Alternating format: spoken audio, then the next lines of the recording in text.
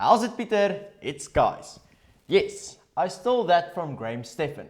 Don't judge. I recently posted a video where I revealed exactly where my wife and I invest our 1.2 million rand portfolio, and after looking through the comments, it seems like many people are curious to see how we managed to actually achieve this level of investments within a 7-year period. So that is what we are going to explore today. I will go over the financial traps we tried to avoid, as well as the financial decisions that we made early on in order to lay the foundation of our future wealth. So if you are in your 20s or 30s, then this video will definitely highlight some important decisions and behaviors that will either make or break your financial future. So make sure to watch it through the end, as I'm sure that you will learn a thing or two.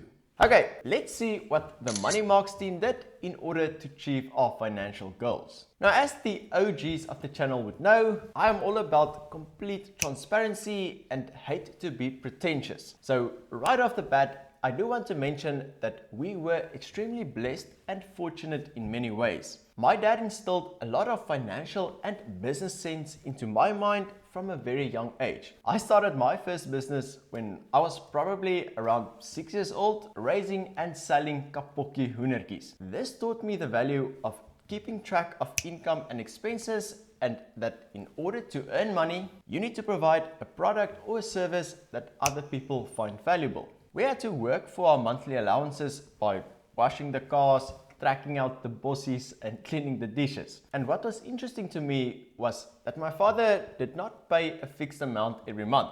I had to write down and keep track of all of my chores for the month, and then he would ask me what I thought I deserved to be paid for each chore.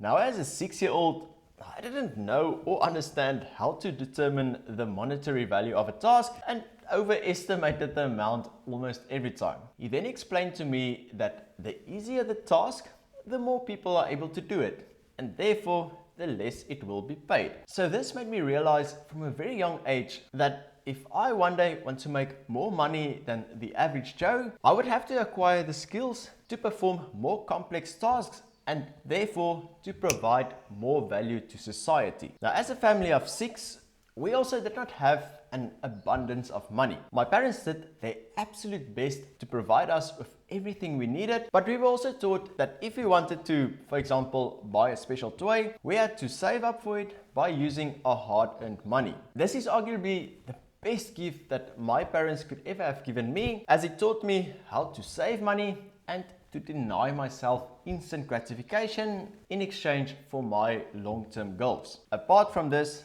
my wife and I are both blessed with intelligence, good health, and a kind and supporting family who has always been there when we needed them. Right, so fast forward to high school, where we needed to decide on our career paths. I knew I needed to choose a career that will pay well in order to provide for my future family. Now, veterinary science is extremely difficult to get into, as only around 200 students in the country are accepted every year. We therefore knew that we had to work extremely hard at school in order to get the best possible grades, and luckily we both got accepted straight out of high school. Now, veterinary science is a 6-year degree, which is a long time and can therefore become very expensive to fund through student loans. Now, by God's grace, I got a bursary from the Department of Agriculture based on my academic performance, which covered all of my expenses for the full 6 years. My parents-in-law also gave their all to pay for the majority of my wife's studies, so at the end of our degrees,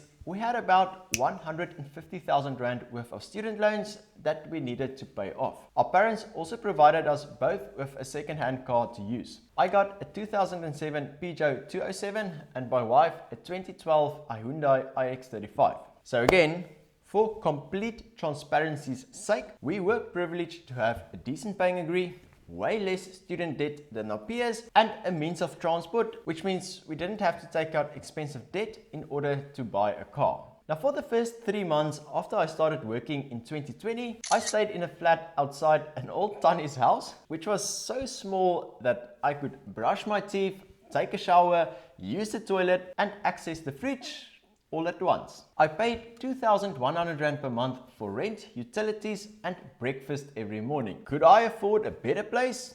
Of course. but by that time we were already engaged and I was planning on moving in with my wife after the wedding. We basically had to pay double rent for those 3 months, so I decided to cut down on mine as much as possible. And coming fresh out of uni, the small room did not really bother me that much because I was already used to it. Now, the 2-bedroom apartment that my wife and I eventually moved into was also rather basic, for which we paid around 6,500 Rand per month.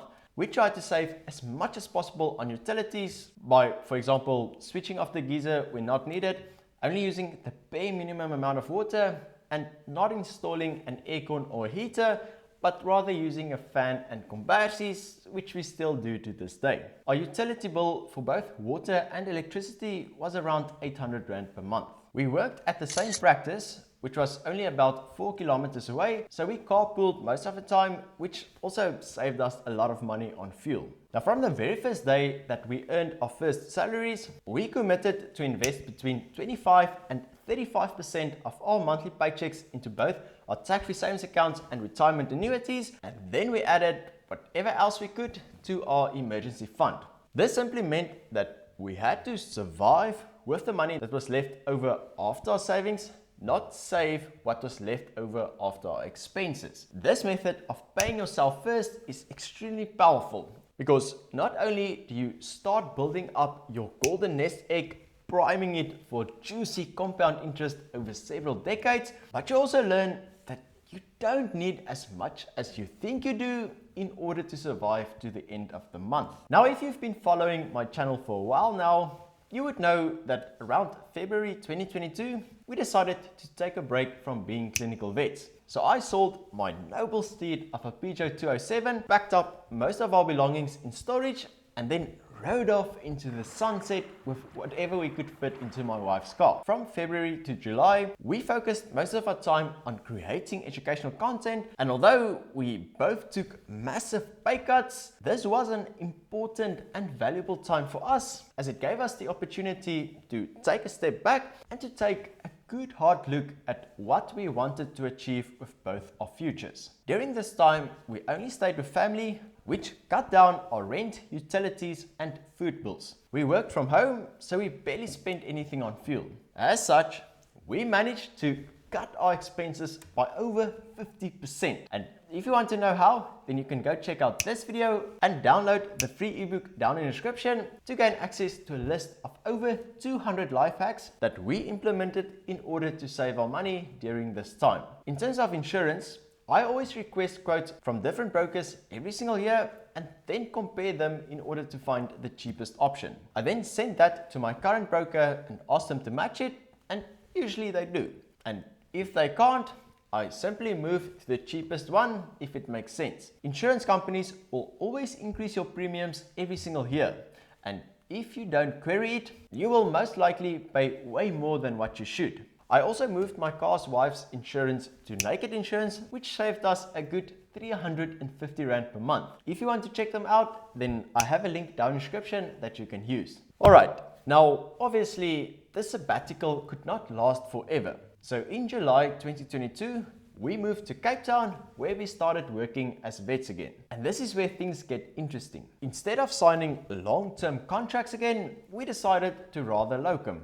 This created much more flexibility in our schedules and allowed us to reduce the number of working hours in order to create a more balanced and sustainable lifestyle and to give us enough time to work on our side hustles. We had to negotiate with various employers, and truth be told, I now earn 50% more by working 30% less. And ladies and gents, that's the power of negotiation. Now, if you are from Cape Town, then you would know the eye-watering prices of property here. So instead of buying a house or renting an expensive apartment, we decided to stay in my mom's house for the past 6 months. We do contribute to the utility bills, rates and taxes, but even so, we save more than 8,000 Rand per month just by doing this. Now again, being 2 vets with over 3 years of clinical experience, we could technically afford to buy a 3-bedroom house, but that is a massive financial commitment that we are not prepared to make, at least not for the time being. We are slowly approaching our dreaded 30s, and seeing babies' faces pop up everywhere on our Facebook feed every single month from friends and colleagues, the societal pressure of starting a family is also creeping up on us. But having a child is bloody expensive, especially if you take everything into consideration from the day they are born up until tertiary education. I ran the numbers, started crying, and then devoured an ice cream from McDonald's whilst contemplating my life decisions. We are holding off on starting a family for as long as possible so that we can rather save this money now in order to better provide for them in the future. Now, Pieter, you are both vets, so surely you must also own some pets? Nope. Buying or adopting a dog or cat is a 10 to 15 year commitment, and they can very easily become very expensive. And seeing that we don't yet have our own place and that we are not completely sure where we will be in the next 5 years, we are also holding off on getting a pet. This is quite difficult because we would really love to have one, but financially we cannot justify it at this stage. We are still driving one car, even though we both now work at different places. This means we have to drive a bit earlier in the morning in order to carpool, and sometimes I need to use my mom's car or she needs to drop me off at work. This alone saves us thousands of rands every single month in car installments and insurance. Surely the Hyundai is over 10 years old and the radio stopped working more than 2 years ago. And we honestly did consider buying a new car probably like 3 times, but every time I run the numbers, I simply cannot justify such a purchase, especially considering the rapid rise in interest rates. So as you can see, there really is no secret as to how we saved over R1 million over a combined 7-year period. We simply tried to make sound financial decisions by avoiding consumerism and by investing in our future self every single month. It was a combination of paying off our debt as soon as possible, saving and investing our money at the beginning of every single month, not at the end, and avoiding large expensive purchases like a car and a house for as long as possible. Now, I'm not sure if it's ethically acceptable to say this, but by not having children or pets, we also managed to save a ton of money. We accelerated the growth of our wealth by pooling our salaries together and by sharing our expenses. This diluted the living cost for both of us, which effectively left over more money that went into both our savings. And to be completely honest with you guys, it's not like we refused ourselves from having and doing nice things. Yes, we denied ourselves the comfort of having 2 cars and owning our own place and maybe having a pet, but we also made sure to keep some of our money in a fun fund to be used for fun stuff. I also invested a lot of my money into equipment to make these YouTube videos, and our side hustles are actually starting to turn a decent profit. And if you want to know exactly how much we made, then go and watch this video. So there you have it. I hope that you guys enjoyed hearing about our journey and that you also learned a thing or two. And as always, let me know down in the comments if you have any questions. You must all have a lekker day. Cheers.